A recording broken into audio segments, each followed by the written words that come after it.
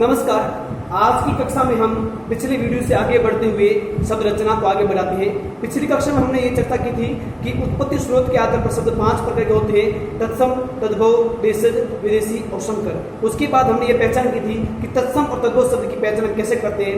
आज के इस वीडियो में, इस कक्षा में हम ये चर्चा करेंगे कि अगला शब्द का प्रकार कौन सा है। शब्द का अगला प्रकार आपके होता है व्युत्पत्ति, रचना या बनावट। व्युत्पत्ति, रचना या बनावट के आधार पर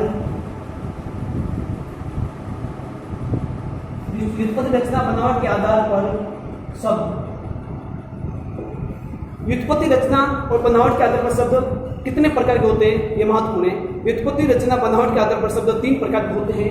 नंबर 1 आपका रूढ़ शब्द, नंबर 2 आपका यौगिक शब्द और नंबर 3 आपका योग रूढ़ शब्द। ये तीनों की जानकारी होती है, क्या आवश्यक है। अक्सर परीक्षा के अंदर ये प्रश्न पूछ लिया जाता है कि यौगिक शब्द कौन से शब्द की प्रक्रिया से संबंधित है। जैसे अविकलित शब्द है, अविकलित शब्द है, अर्थ के आधार पर शब्द है, या व्युत्पत्ति के आधार पर है, या फिर आपके किसी और के आधार पर है, या स्रोत के आधार पर है। ऐसा पूछ लिया जाता है तो हमें ये ध्यान रखना है कि व्युत्पत्ति, रचना और बनावट के आधार पर शब्द 3 प्रकार के होते हैं: रूढ़ शब्द, यौगिक शब्द और योग रूढ़ शब्द। आज हम इस कक्षा के अंदर इनके बारे में विस्तृत जानकारी प्राप्त करेंगे।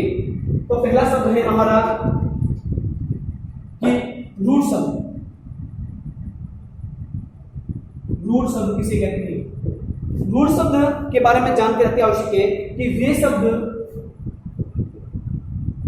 शब्द जो प्राचीन काल से, वे शब्द जो प्राचीन काल से किसी विशेष अर्थ में प्रयुक्त होते हैं।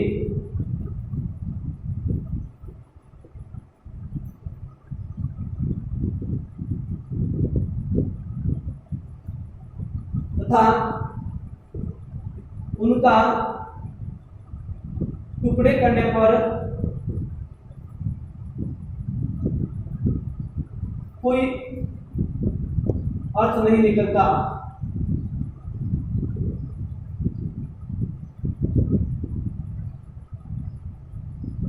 रूढ़ शब्द कहलाते हैं।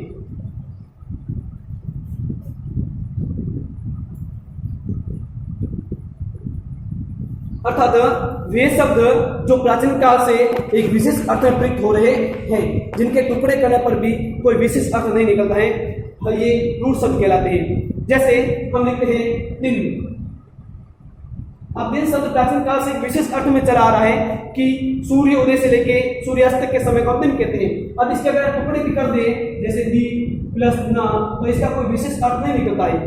अगला शब्द हम लेते हैं रात, ये भी रूढ़ शब्द है। अगला शब्द हम लेते हैं दूध, गाय, रोटी, ठीक है ना। ये ऐसे शब्द है जो रूढ़ शब्द कहलाते हैं। इन शब्दों के अगर हम टुकड़े करें तो इनका कोई विशेष अर्थ नहीं निकलता है। इसलिए वे शब्द जो प्राचीन काल से किसी विशेष अर्थ में प्रयुक्त हो गए हैं, अब उनका कोई टुकड़े भी कर दे तो कोई विशेष अर्थ नहीं निकलने वाला है। इसलिए रूढ़ शब्द कहलाते हैं, रूढ़ शब्द कहलाते हैं, ठीक है ना।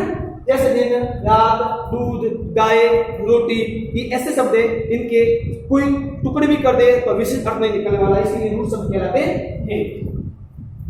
अगला शब्द है हमारा शब्द का प्रकार है जो आपके व्युत्पत्ति, रचना, बनावट के आधार पर पहला हमने पढ़ा रूढ़। अगला दूसरा नंबर हमारा है वो यौगिक शब्द। यौगिक शब्द पढ़ने से मालूम होता है यौगिक यानी 2 शब्दों के मेल से बना शब्द, यानी कि वे शब्द जो 2 शब्दों के मेल से बनता है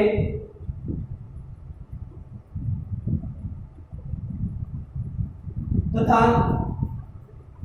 जिसका पृथक करने पर या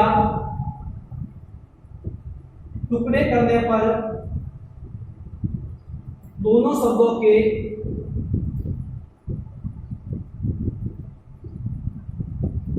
अर्थ निकलते हैं।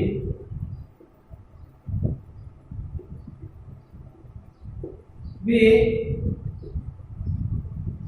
यौगिक शब्द कहलाते हैं।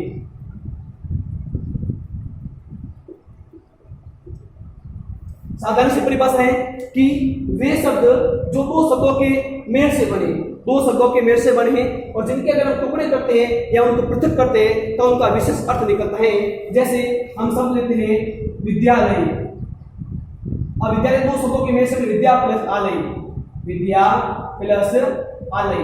विद्या का मतलब होता है शिक्षा, आलय स्थान या जगह। ऐसी जगह जहां हम शिक्षा अर्जित करते हैं उसे विद्यालय कहते हैं। हम सब लेते हैं रेलगाड़ी, रेलगाड़ी, रेल प्लस गाड़ी। हम सब लेते हैं पीतांबर,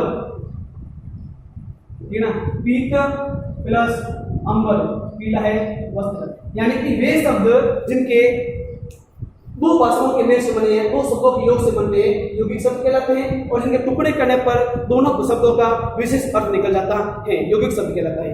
अब तीसरा प्रकार, अब इसमें भी हम ये ध्यान रखना होगा कि हमारे संधि, समास,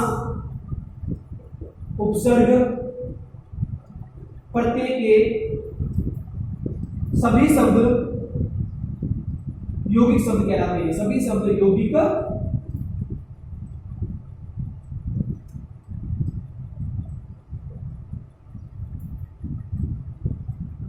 यानी कि जो संधि के शब्द होते हैं जैसे विद्या प्लस आलय, समास के शब्द पीतांबर, त्रिनेत्र, लंबोदर या उपसर्ग के शब्द होते हैं, ठीक है ना, या फिर प्रत्यय के शब्द होते हैं, वे सब अधिकांश शब्द है वो यौगिक शब्द कहलाते हैं।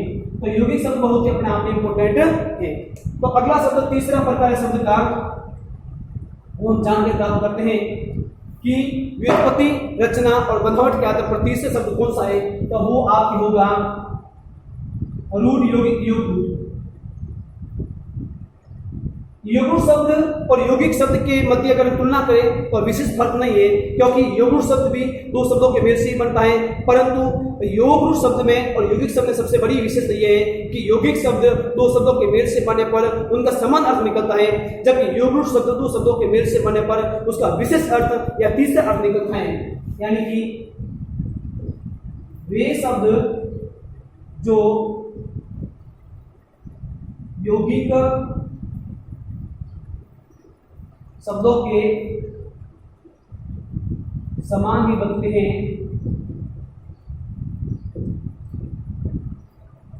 परंतु इसका तीसरा विशेष अर्थ निकलता है।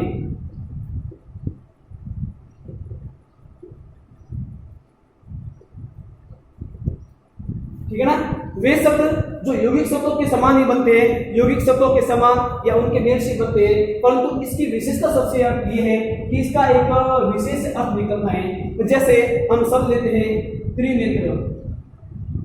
अब त्रिनेत्र के मेल से बना है, यौगिक शब्द ही है, परंतु इसका एक विशेष अर्थ निकलता है। तीन है नेत्र जिसके अर्थात भगवान शिव। अगला शब्द हम लेते हैं लंबोदर।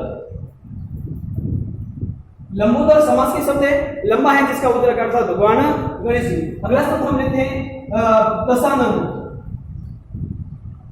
10 है जिसकी आनंद अर्थात तीसरा अर्थ निकलता है, ठीक है ना। तो ये सब हमारे कहलाते हैं यौगिक शब्द। तो हमने इस वीडियो के अंदर जानकारी प्राप्त की कि शब्द 3 प्रकार के होते हैं, व्युत्पत्ति, रचना और बनावट के आधार पर शब्द 3 प्रकार के होते हैं। नंबर 1 शब्द आपका रूढ़ शब्द, नंबर 2 शब्द आपका यौगिक शब्द, और नंबर 3 शब्द आपका योग शब्द। तीनों शब्दों को हमने अच्छे से समझने का प्रयास किया है। रूढ़ शब्द वे शब्द कहलाते हैं जो प्राचीन काल से एक ही अर्थ में प्रयुक्त हो रहे हैं, जिनके टुकड़े करने पर विशेष कोई अर्थ नहीं निकलता है। जैसे दूध, दू प्लस द, इसके टुकड़े करेंगे तो विशेष अर्थ नहीं निकलेगा। गाय, रोटी, ये शब्द सभी रूढ़ शब्द कहलाते हैं। यौगिक शब्द वे शब्द कहलाते हैं जो दो शब्दों के मेल से बनते हैं, जैसे रेल प्लस गाड़ी, विद्या प्लस आलय, विद्यालय, और दोनों शब्दों का विशेष अर्थ निकलता है, तो यौगिक शब्द कहलाते हैं। यौगिक शब्द वे शब्द कहलाते हैं जो यौगिक शब्द के समान ही होते हैं, परंतु योगुण शब्द का विशेष अर्थ निकलता है, तीसरा अर्थ निकलता है, जैसे त्रिनेत्र, लंबोदर, दशानन। तो आज के इस वीडियो हमने शब्द विचार की दूसरी बात की हमने चर्चा की कि व्युत्पत्ति, रचना, बनावट के आधार पर शब्द के प्रकार। अगले वीडियो में मुलाकात करते हैं, तब तक जय हिंद, जय भारत।